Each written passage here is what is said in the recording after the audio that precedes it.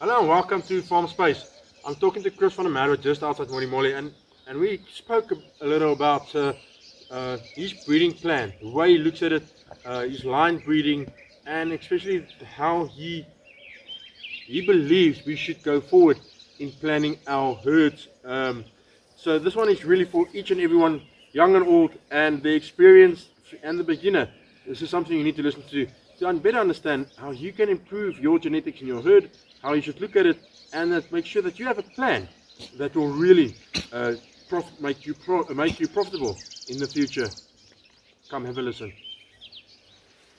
Hello, welcome to FarmSpace. We're at the Mambushi Dieprooi Stud, and I'm talking to Chris. Now, this is my third visit here, and we're going to talk a little bit about the Boeran genotype, phenotype, and the functionality. But I think at the end of the day, let's talk to a guy that knows. For those if you don't know, he's got a let's say a Zambian herd, if you want to call it that, in the Boeran. And at the end of the day, he's a veterinarian, so he does have a little bit more experience than most of us. But yeah, Chris, welcome and thank you. Thank you, Tinus. I think just for starters, I need to just have a disclaimer. I'm not a geneticist. I'm a farmer. Genetics, I think, is an extremely complex issue.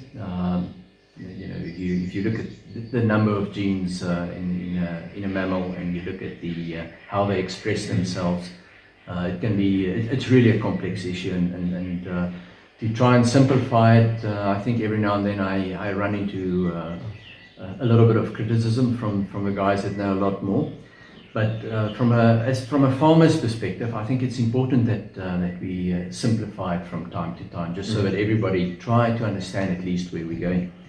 But I'd like to just talk about a little bit about breeding strategy, because every time I speak to farmers, stud farmers specifically, I get the feeling that there's no clearly defined breeding strategy in a lot of the quite important and larger breeds or herds. I quickly want to just stop you there and just ask you a quick question. When it comes to breeding strategy, we're not talking pretty, we're not talking beauty. This is not a modeling contest. Yeah, absolutely, Yeah. Absolutely. I think it's functionality. Yeah. Before we get exactly into things. Run away with things. Because pretty you're referring to genotype or phenotype, I mean, which is what the animal looks like, and I think that will be the last bit of what we because it is important. People buy with their eyes, and we need, if you want to sell your animals, you need to make sure that people like what they see. Everyone likes a fat. Well, that's got very little. That's the old saying that the best feeder is the best breeder. Which is I think quite sadly so often, because I think we've got a bigger responsibility as breeders than just breeding fat animals or selling fat animals. But we'll get to that a little bit later.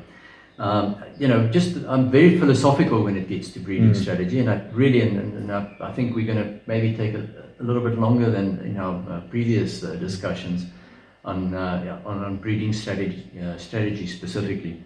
In order to get anywhere, that's just a broad philosophy of mine. If you want to go anywhere, there are three things you need, but two things you need to know. The one is where you are today, or at the moment, especially if you're flying or you're on sea or wherever you haven't got real landmarks. And then you need to know where you want to go. And that's the strategy. You develop your strategy. And then there's the third one, is the vehicle you get from point A to point B. That is the three elements of I think any successful business, whatever you're looking at. And I think it's very important that we look at what's happening internationally. Regenerative farming is becoming more and more important. I know that's a passion of yours. We talk about grass-fed beef. We talk about the vilification of industrial farming. Organic farming. There are so many things that really plays a role, which I think we need to be cognizant of. And then also, there's plant-based meats that are becoming more and more important. That's an interest of mine. And then also plant-based protein or alternative proteins. They're not just plant-based. And I think we as beef farmers need to understand that all of those will influence what happens to us in the next 10 or 15 years. And a short-term view on a breeding strategy, I think is, those people just come and go. They're not in that for the long run. So the other very important point is that in the next less than 25 years, we'll have a world population of almost 10 billion people. And that's feeding 3 billion people more than what we are feeding today, or almost 3 billion. And I think the challenges to the food industry and to the farmers are going to be enormous. And we need to understand what we do with our boron breed, or any breed you're busy with for that matter, or any industry you're in, if you're in the food industry. If we look at what's happening internationally from a beef production perspective, there's a huge drive, and it depends on which country you are, but there's a huge drive now I want to make an analogy with the broiler industry, to breed cattle that perform similar to what the broilers do. And I like to use that analogy because the broiler industry is a very interesting game. But just very, very briefly, about 25 years ago, it took 40 to 42 days for a broiler to reach slaughtering weight. It now takes 32 to 33 days. 10 days is a lot. 10 days and the amount of feed and whatever else, it is enormous. It is really enormous. And there's a drive internationally. I'm not going to go into how they achieve that. Bear in mind that chicken's got a very short generational interval. So it's much easier than with cattle. But if you look at what's happening, it's almost a drive to breed the broiler cattle, if I can call it, the broiler cow. And there are 4 really important traits they are selecting for. Obviously growth, average daily grain food conversion similar to the broiler industry, but then dressing percentage. We briefly spoke about that. It's no good, expecting somebody who buys wieners from you if a calf would, in the end, give you a 60% dressing percentage rather than a 50%. Which one are you going to buy? Obviously, you've got more meat to sell. It's as simple as that. Simple. And then the next one is boning or deboning percentage. So if you have a lot of bone, and nobody eats bone, I don't want to say nobody, but you can't really eat bone except my bull terrier. She loves bones. And that's a huge driver. So you want good cuts of meat that come out of it, and a high percentage of those. And then marbling or quality. Ultimately, it's a quality. If you go to Australia, into an Australian supermarket today, beef, whatever you buy, is graded on quality. It's tenderness and marbling. And if you look at what the Angus as a breed has done to really promote themselves into a position where people would, it actually says Angus beef, if you I'm specifically referring to one country now, but it is quite relevant, I think, in where the direction that cattle breeding would go. Now, I think we can move on from that. I think that must always be the basis. Where are we going in future? As a breed, there needs to be a plan or a goal. Absolutely. And every breeder needs to understand that. And then you need to have, within those broader goals, you need to have your own plan, I think. And that's what, I always say that if you do what everybody else does, you will have the same outcome than everybody else. Yeah. And you really need to think about that when you set up your breeding strategy. You certainly don't want to end up, it may be right. If everybody's right, then it's not a bad position to be. But if you want to distinguish yourself, you need to understand where you need to have your own unique points. So if I understand you correctly, you're saying, functionality is where we go. You keep on jumping to. But at the end of the day, we can't forget the other things. But that is what it's all about. We need to understand where the world is moving. I think just as a broad last philosophy, which I always like to say, is that if you do today what you did yesterday, just please don't expect a different outcome tomorrow. Yeah. You know, and so we need to constantly also change and look at what's happening in the market. I think that those are the important things. I quickly want to say, if I may, ask you, so it's easy to tell me this, but you must have a breeding strategy then yourself. It should be something that how do you apply what you say? Now we're going to get to your functionality. The Mambushi breeding strategy, and once again, I think it's important just from a scientific point of view, and I've spoken about that previously, is we build our strategy on two pillars. The one is the genotype, which is the genetic makeup. What lines do you have in? And if you look at that specifically, they are, we are, from that perspective, within our herd, we are strict line breeders. You know, and line breeding it's probably the most frustrating and difficult thing to do, and we can get to that as well. But line breeding has the ability, point number one, to keep the genetic diversity within your herd and the genetic diversity within the breed, to keep it alive. I could think, for those who have no background and they might have started with Burren, they thought, listen, I've got a farm, I think Burren's a good investment for the future. What is line breeding for a new breeder? Explain in simple terms. I know it's not easy. No. I think it's probably a little bit easier to start off and say that that's not necessarily the place where you start off. Yeah. You know, I think you have to have some sort of a line breeding strategy, and if your herd's not big enough, if you're a smaller farmer, it is most probably a good idea to say, I will get my lines from breeders that have large enough genetic diversity and the time, and you can put the effort in to keep the lines separate. Because that's exactly, I mean, we if everybody does exactly the same, I end up with what I say, we'll all have the same outcome. So for sure. So it's something that, I don't want to say more of a specialist thing, but it is something to understand well. The problem with it is that, and maybe I can use the analogy, and this is really not a fully scientific analogy, but if you have two lines, and I like to use a box of Smarties, or two boxes of Smarties, green Smarties and red Smarties, they're not single color. And if you desire the trait of, let's say, half green, half red, doesn't matter, I'm not going to attribute it to any specific trait, but if you mix those two boxes of Smarties, your chances of blindly picking, if you just mix them through, blindly picking a red and a green, is 33.5%. Your chances of picking two red or two green, also 33.5%. But you still have two lines on the side, and which have the traits you're looking for, but you actually want to achieve the red and the green. Now, if you just keep on blending lines as you go forward, and let's say there were 100 green and 100 red Smarties, and that's the total genetic makeup of whatever you're working with. So you only have 200 genes to play with.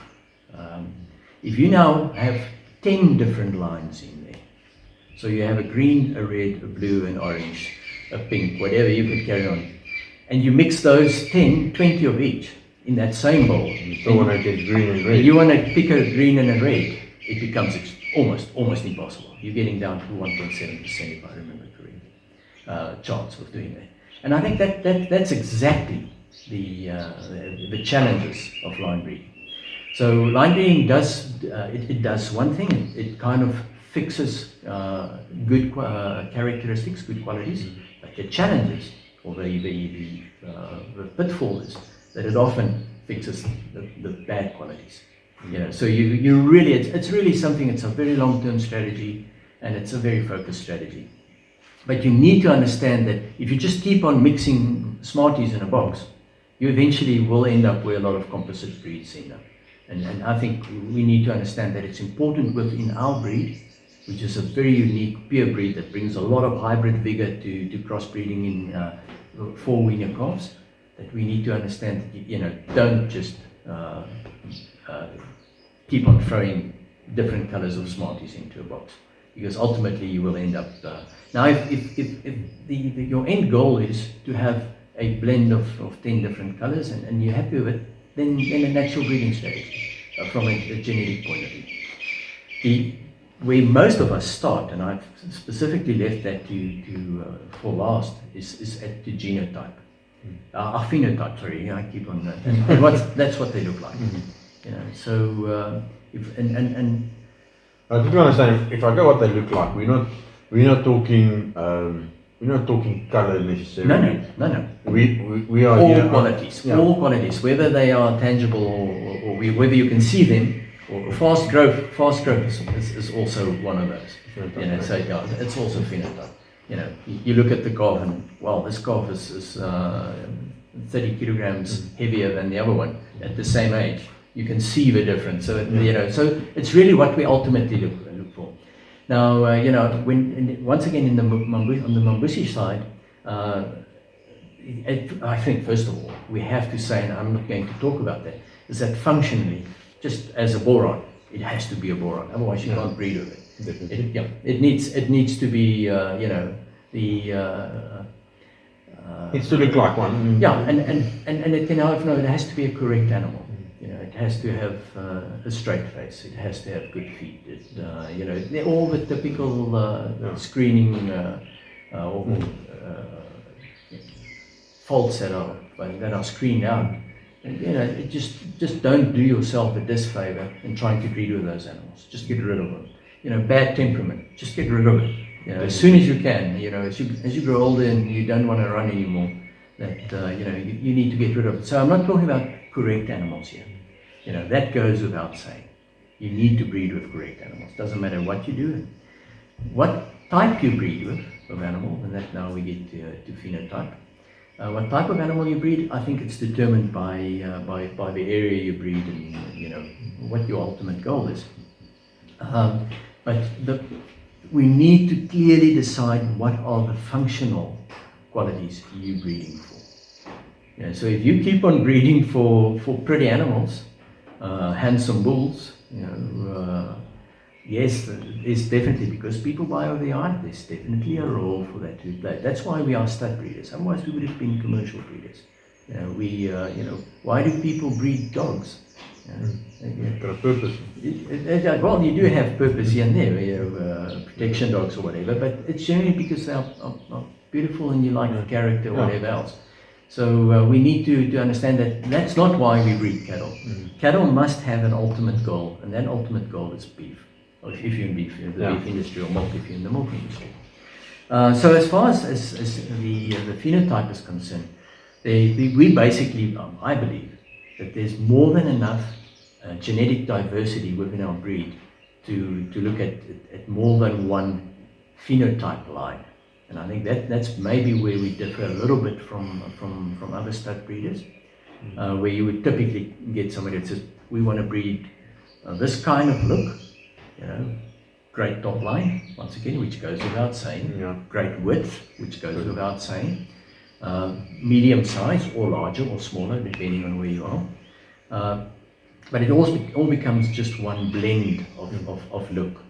And which is great. I mean, I really do now. And I go back to what I have previously said to you about the Joe Brooks cattle when I first saw them in Zambia, which was just one kind of animal. One red animal. Yeah, one red animal. And the interesting thing, they were very strictly line bred, just as to go back to the genetic makeup as well. But I think functionality is what we need to breed for. You know, and within what we look at from a Mambushi point of view, we have two clear lines we're looking at. And, you know, purely because I think I spent too much time thinking about it, we've divided into our felt animals, which we call the granite line. Now, there's a very good reason why I chose granite as the, as the name. That's not a sign. No, it's the name for the line. Yeah. You know, it goes through all colors, from a grey to a dark red. When it's polished, you get the same kind of look you get in boron, which is a great quality. The hair quality, I think, is a great, not necessarily that functional. It does play a role in heat and in tick resistance, etc. But then also granite is as hard as rock gets, you know, and that's exactly what we're trying to achieve with that line.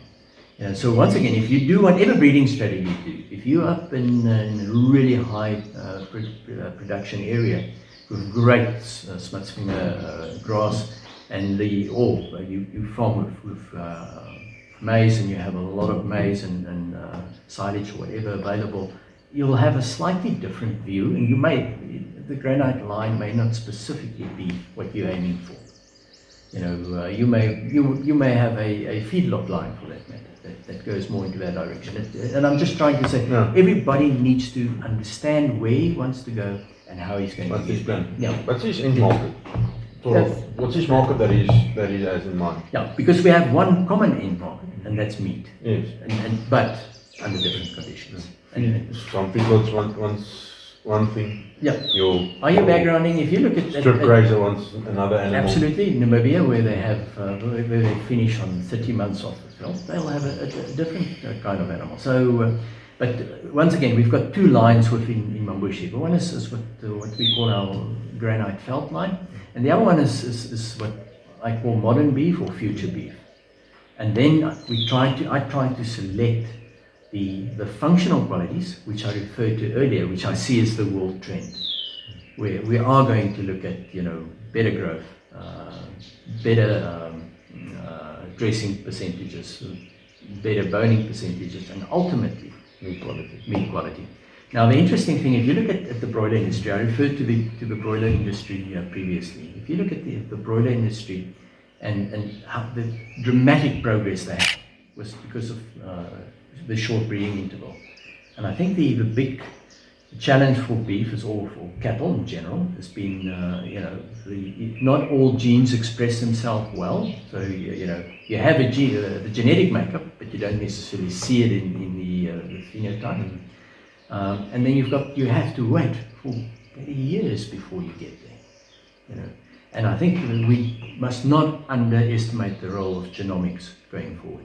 There's a large drive internationally to identify those genes and to make it easier for people to breed towards those genes. And we should really, as a breed, not start 30 years back and start talking about bluff. And, and I do make no mistake, there's definitely a role for it to be played, but that's not the future. The future is we need to get ahead of a curve, and not just, we've got all these great beef breeds out there, and we're trying to play catch up from behind. And I think if you look at the Angus breed worldwide, they've done a lot of work on genomics. They own that as a breed. You try and get hold of that information, I promise you, it's almost impossible. And so I think we're going to see a huge impact of genomics going forward. And I think as a breed, not as a breeder, but as a breed, we really need to take responsibility of that and try to get ahead of the curve. I quickly want to ask you a question now. I think that's something that I know for a lot of farmers, especially stud farmers, are not full-time farmers. So there's a lot of paperwork that they don't normally get to. There's a lot of stuff that they don't normally focus on. It's a lot of the time easy to say it's pretty. But at the end of the day, from my point of view, it looks like a paper. Your animal on paper is where you will start. This is where you have to start. This is where you have to focus on, and that's not going to decrease. So that is going to increase on how we think. That Excel spreadsheet is going to become a lot bigger, a lot more information, and after that, then you can go and see what I see on paper. Is that true? Yeah, I think it's just from that. Let me just qualify my own position first of all. If my wife stops doing the paperwork, I'm out of breeding. It's as simple as that. And then if the head herdman, if he leaves us, I think I'm out of breeding as well. No, I think there's a lot of administrative work, and it really takes focus, and it is quite tough to really focus on that stuff if that's what you do part time. It really is. At the same time, I think it's enormously important for the breed to make it easy for the lawyers and the dentists and the doctors and whoever else and the big businessmen to be in that breed. There's a reason why they are in the boron, because the boron is a magical breed. It kind of casts a spell over you when you walk in there with this beautiful color, the great temperament. It's got a presence. It really has a presence, and that's why I think people like to breed with it. But that cannot be our end goal for a breed, and that's why I keep on trying to say we need to have a clear strategy as a breed and as breeders. Getting back to the administrative burden, if I can call it that, they're really good software to help you with that. I think the number of apps and also other software like RFID tags and scanning the animal and immediately having everything available as you walk between your animals. You should just invest in that. It's a difficult. Otherwise, it just becomes too cumbersome. If you breed like we do on a large area under really extensive conditions, that becomes very difficult. We do, and we have been doing from day one. When the first calf was born, we've been doing DNA testing, parentage confirmation on each and every animal. And I would just say that's what we should do. People should know what they have. It's not, oh, I think it's that bull's calf. It is that bull's calf. It is this cow, because you can't really understand your own lines and how they perform if you don't do that. To know where you're going. Yeah. Well, to know where you go, you need to know where you are. Where you come from, yeah. So, and I think that's fairly important. And then you need to just understand exactly what you're trying to achieve. And pretty is and I almost want to say with Boran, it goes without saying. I look at some of the composite breeds and they just don't speak to me. But Boran speaks to me. As I said, it kind of casts a spell over you. So that comes with the breed, which is a great position to start off. But don't focus on that. Obviously, you need to keep that there, but focus on the functional qualities, the functional characteristics, which we must end up with a breed to continue to compete with the other breeds. Chris, thank you very much. It was quite a lot, and I'm a lot wiser. And I hope everyone that watches has learned something and take your strategy forward. And I think there's a lot of people in the industry that's willing to help. And I think even you can always give Chris a call if you're a Boran breeder to find out more and how he thinks about it. Thanks, Chris. Yeah, thanks a lot. Nice talking to you. Cheers, guys.